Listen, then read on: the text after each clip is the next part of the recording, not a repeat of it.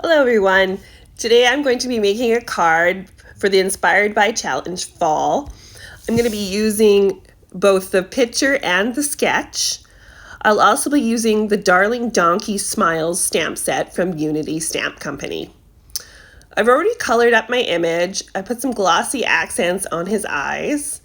I've stitched around the edges of my papers, simply just to save time so you guys aren't, the magic of video editing. Here I'm just stamping up the sentiment. I'm using archival ink this time because I've already colored my image. If I hadn't colored him yet using my Copics, I would have used a Copic friendly ink there. I just like the crispness of the archival ink better. I'm just going to distress the edges of my papers, the ones that I've already stitched. So I used distress ink and then also this distressing tool. If you actually don't have this tool, you can do this just using the flat edge of a scissor. Works great. I did do some die cutting, just some random branches, so anything that you have would work. And I just used some little scrap papers. I then took distress ink in a variety of colors. I wanted to bring in some of the burgundy color, so I just added some distress ink in on the edge of one of my leaves or stems. And this just gives added texture, added color, added interest to each of those little stems.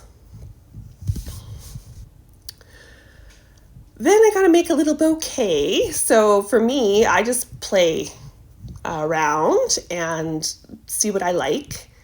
Once I'm happy with that, I just take my tiny attacher and staple that onto the paper. In this situation, I'm using the staples simply as a fastener. I'm going to use some foam tape now and attach that whole piece to the larger, I guess, card base.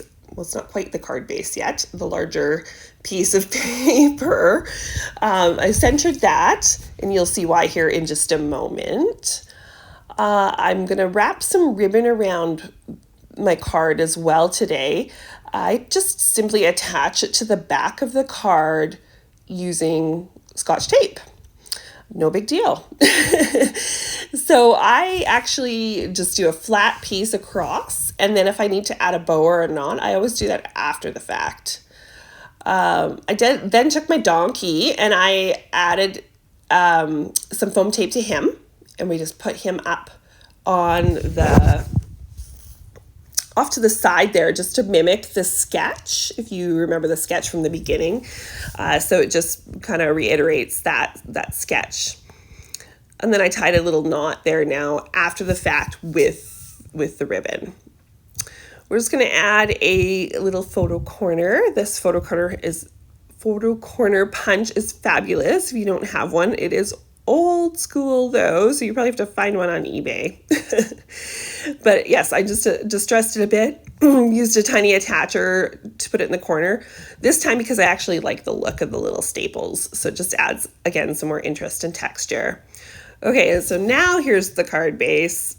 It's just a standard A2 card, and we're just going to add that whole thing to the card base, just using double-sided tape. And I just decided I wanted to finish it off here with a tab. So again, just dressing it to keep it coherent with the rest of the look.